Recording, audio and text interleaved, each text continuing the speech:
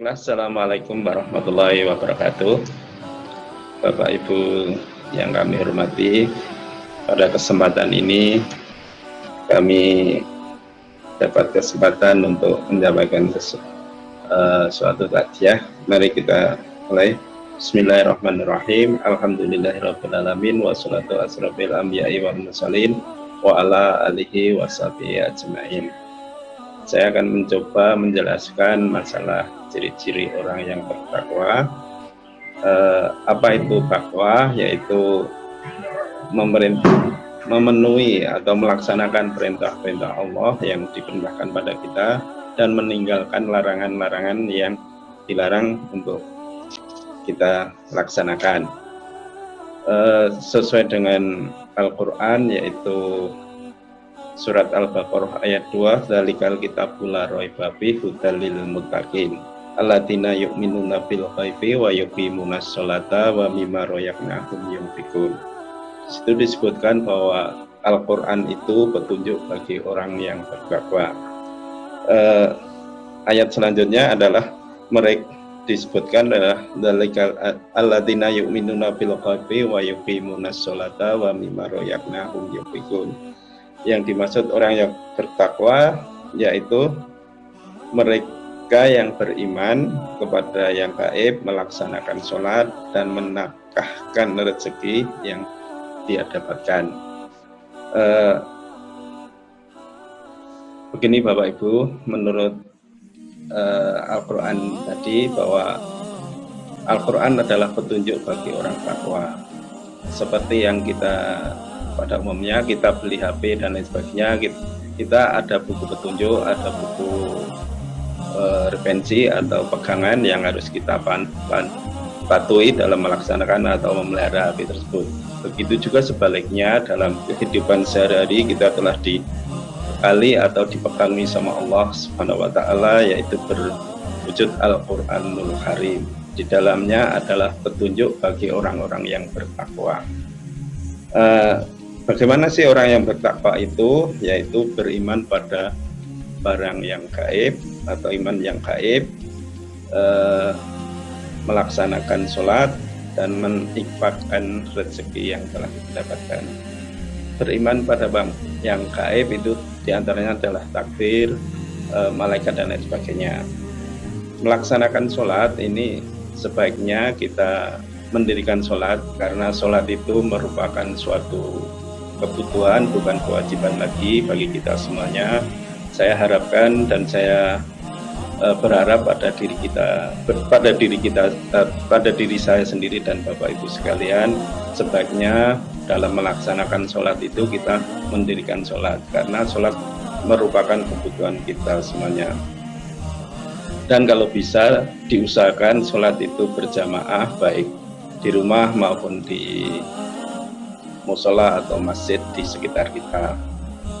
Karena dalam sholat berjamaah itu, pertama kita bisa silaturahmi antar teman, antar tetangga dan lain sebagainya. Yang kedua, kita yakini bahwa sholat berjamaah adalah pahalanya lebih dari 27 derajat. Bukan itu yang kita cari pahalanya, tapi kita istiqomahkan dalam menunaikan atau mendirikan sholat kewajiban kita. Selain sholat fardu, sholat sunnah yang kita harus bisa menambahkan lagi, karena sholat fardu adalah kewajiban, kalau sholat sunnah adalah merupakan bonus bagi kita semuanya. Dalam hadis, saya lupa hadisnya, cuma maksudnya begini, Allah itu akan membuatkan rumah kita di surga dengan melaksanakan sholat sunnah. Ini mudah kita ucapkan, tapi kita sangat susah kita laksanakan. Mari kita usahakan. Apa yang dimaksud sholat sunnah itu? Yaitu 2 rakaat sebelum zuhur, 2 rakaat sesudah zuhur, 2 rakaat setelah maghrib, 2 rakaat setelah isya, dan 2 rakaat setelah subuh. Dari itu, kalau kita yakin bahwa janji Allah akan membuatkan kita rumah di surga dengan hanya melaksanakan sholat sunnah yang seperti saya sebutkan tadi. Tapi ya itu tadi, kembali lagi dari diri kita. Itu kadang kalau mengucapkan itu mudah, tapi kalau melaksanakan itu susah. Mari kita mulai, kita niatkan dengan nawaitul paksain, ya. Harus dipaksa diri kita itu supaya bisa melaksanakan itu dengan baik dan benar. Selanjutnya adalah mendapatkan rezeki, karena rezeki yang kita terima itu bukan sepenuhnya milik kita. Ada sebagian kecil atau sebagian lain itu milik orang lain yang harus kita keluarkan. Saya menyarankan sebaiknya kalau kita dapat sesuatu itu sebaiknya disisihkan atau segera dikeluarkan, karena nanti kalau sudah ngumpul mungkin banyak, sedikit-sedikit, lama-lama kan jadi banyak. Nah, itu kalau sudah banyak itu, kalau kita mengeluarkan itu rasanya, kalau orang Jawa itu bilang awal itu ya. Ini harus kita paksa karena rezeki tersebut adalah bukan milik kita. Yang harus kita keluarkan baik lewat zakat fitrah, sedekah dan lain sebagainya, niat murni anak yatim dan rumah hafid. Yang selanjutnya adalah cirinya adalah tadi saya sebutkan adalah sesuai dengan surat Al-Baqarah ayat 3 tadi, itu selain percaya barang gaib, melaksanakan sholat dan menginfakkan rezekinya, itu adalah kita harus bersabar ya. Karena bersabar itu juga tadi saya sebutkan tadi bahwa mudah kita ucapkan tapi susah kita laksanakan. Contohnya aja kalau kita dihina sama teman atau sama yang lain, bahkan kadang kita dikritik itu nggak menerima, itu kan berarti kita nggak sabar. Padahal kritik dan lain sebagainya itu masukan bagi kita supaya kita akan berbuat akan lebih baik. Nah, untuk menahan itu kan kita harus bersabar dan lain sebagainya. Memang rasanya perlu belajar terus supaya kita bisa bersabar. Ciri selanjutnya adalah menahan amarah. Nah, ini sama aja tadi, kita harus, saya sebutkan tadi, karena kadang kita juga sudah capek dan sebagainya, digoda sama anak dan sebagainya, sehingga kita akan mudah marah. Dan dalam yang untuk menahan marah ini jawabannya adalah sabar gitu ya. Nah, dari kesabaran itulah kita belajar, karena ending kita akan supaya kita nanti tujuan akhir kita adalah untuk bertakwa. Nah, untuk meraih itu atau mencapai tujuan itu, langkah-langkah yang harus kita lakukan ya seperti harus dari menahan marah dan berbuat sabar, mendirikan sholat, dan jadi dermawan atau menempatkan harta yang kita telah terima dari Allah Subhanahu wa Ta'ala.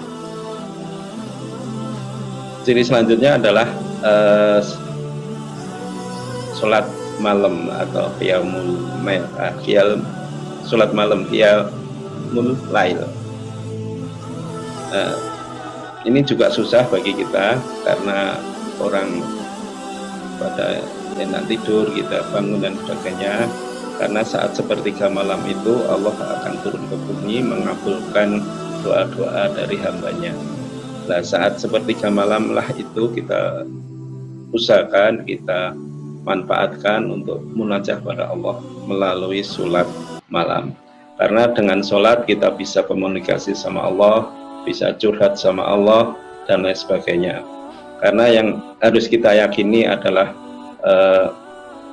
semua urusan kita adalah yang ngurusi Allah. Marilah kita ngadu ya, curhat ya, ngadu dan sebagainya hanya pada Allah, dan minta pertolongan pun sama Allah, jangan dengan yang lain.